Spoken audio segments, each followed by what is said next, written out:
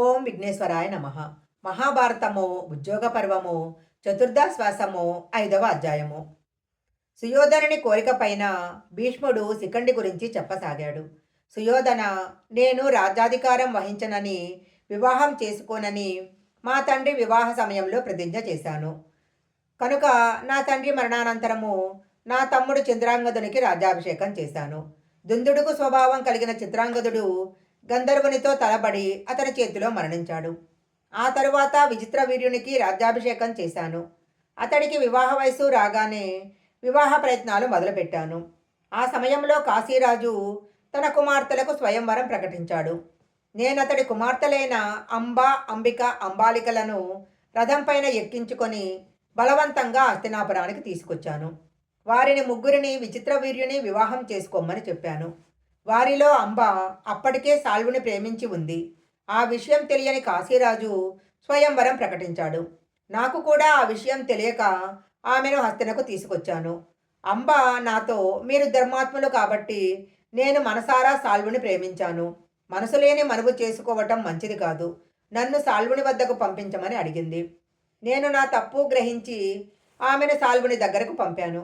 కానీ అతడు, భీష్ముడు నిన్ను బలవంతంగా తీసుకెళ్ళాడు. నేను నీ కన్యత్వాన్ని నమ్మజాలను కాబట్టి తిరిగి అతని దగ్గరకే వెళ్ళు అన్నాడు.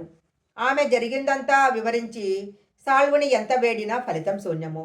ఆమె ఇదంతా భీష్ముని వల్లనే జరిగిందని చింతించి అతనిపై ఎలాగైనా పగ తీర్చుకోవాలని నిర్ణయించుకొని మహావీరుడైన భీష్ముని జయించటానికి తపస్సు తప్ప వేరే మార్గం లేదని గ్రహించి తపోభూమికి చేరుకుంది.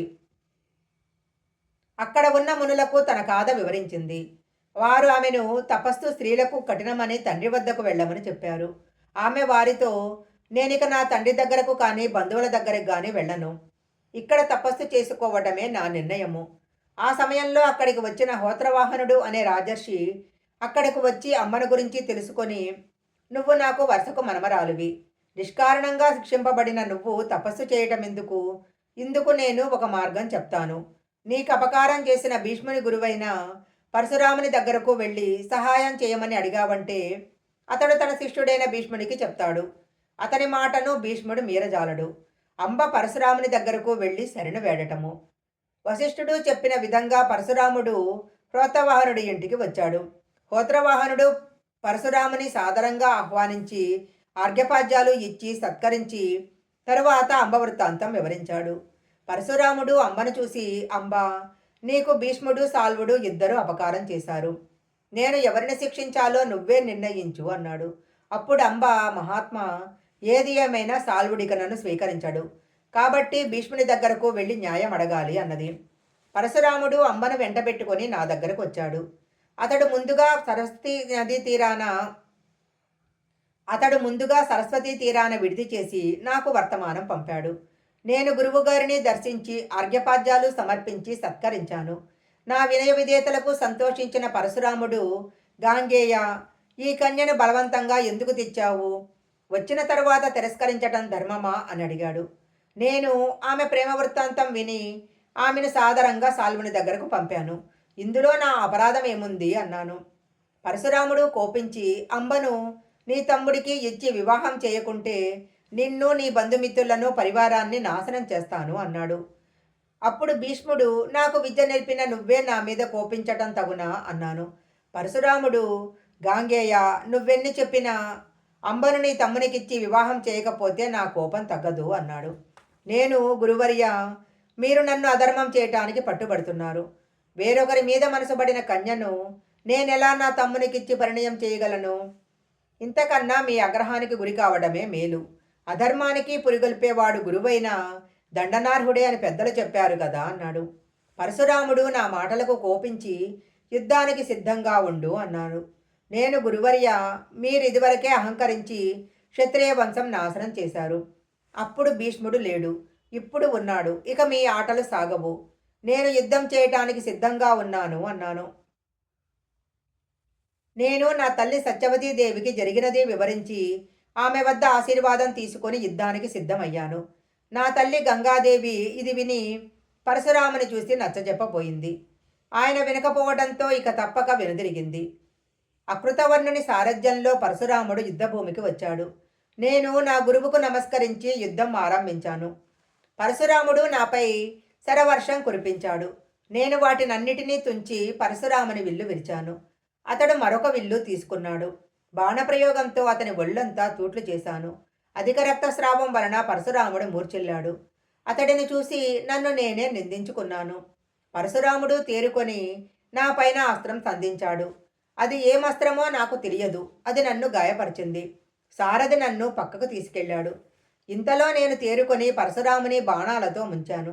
ఇలా ఘోరంగా 22 రోజులు యుద్ధం చేశాము. చివరకు నేను పరశురామునిపై శక్తి అనే ఆయుధాన్ని ప్రయోగించాను. దాని ప్రభావానికి పరశురాముడు మూర్ఛిల్లగా అక్కడ మునులంతా వ్యాకులపడ్డారు. మూర్ఛలో నుండి తేరుకొని అతడు నా సారథిని చంపి నన్ను బాణాలతో కొట్టాడు. ఆ సమయంలో కొంతమంది బ్రాహ్మణులు నాకు సేవ చేశారు. నా తల్లి గంగాదేవి నా రథాన్ని నడిపింది. నేను నా మూర్ఛ నుండి తేరుకున్న తరువాత నా తల్లి నాకు రథాన్ని అప్పగించి వెనుదిరిగింది. ఆ రోజు రాత్రి బ్రాహ్మణుల కలలోకి వచ్చి, భీష్మ, మేము నీకు ఒక్కటే పరశురాముని జయించగల అస్త్రము, ఇదొక్కటే అని నాకు మోహనాస్త్రం ఇచ్చారు. నేను దానిని ప్రయోగ ఉపసంహారాలతో అభ్యసించి యుద్ధానికి వెళ్ళాను. అప్పుడు పరశురాముడు, నిన్న సగం తెచ్చి వెళ్ళావు కదా, ఈరోజు నీ మదం అణచగలను రా అని నాపై అనేక బాణాలు సంధించాడు. నేను అతడిపై మోహనాస్త్రాన్ని, ఆవాహన అస్త్రాన్ని వేశాను. ఇంతలో నారదుడు వచ్చి, గాంగేయ, మోహనాస్త్ర ప్రయోగం నీకు ఉచితం కాదు అని వారించాడు. అష్టవసువులు కూడా నన్ను వారించారు. నేను వారి మాట విని బాణాన్ని ఉపసంహారం చేశాను. పరశురాముని తండ్రి పితృదేవతలతో వచ్చి, పరశురామ, భీష్ముడు సామాన్యుడు కాదు, అష్టవసువులలో అగ్రగణ్యుడు. అతడిని గెలవటం ఎవరి తరమూ కాదు. నరనారాయణులలో ఒకరైన అర్జునుడు భీష్ముని సంహరించగల వీరుడు. బ్రాహ్మణుడవైన నీకు ఈ అనవసర యుద్ధం తగదు అని చెప్పినా పరశురాముడు వినలేదు. నేను కూడా పట్టు వీడలేదు. నా తల్లి గంగాదేవి కూడా అక్కడికి వచ్చింది.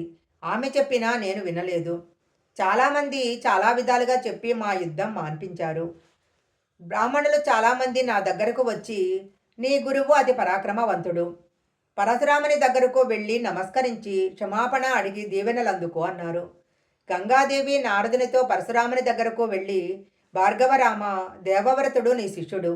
అతడు ధర్మాన్ని విడవజాలక నీతో తలపడ్డాడు. కానీ నీపైన విరోధం లేదు. అతడిని దయతో మన్నించు అని చెప్పారు. నేను పరశురామునికి నమస్కరించాను. అతడు నన్ను మన్నించి నన్ను లేవనెత్తి వాత్సల్యంతో కౌగలించుకున్నాడు. అంబతో, అంబా, చూశావు కదా, నేను చేయగలిగినది చేశాను. ఇక నీ దారి నువ్వు చూసుకో అన్నాడు. అప్పుడు అంబ, మహాత్మా, మీకు వీలైనంత చేశారు. నేను తపమాచరించి నా పగ తీర్చుకుంటాను. ఈ జన్మలో వీలు కాకున్నా మరో జన్మలో తీర్చుకుంటాను అని అక్కడి నుంచి వెళ్ళిపోయింది. మహాభారతము సభాపర్వ మహాభారతము ఉద్యోగ పర్వము చతుర్థాశ్వాసము 5వ అధ్యాయం సంపూర్ణం.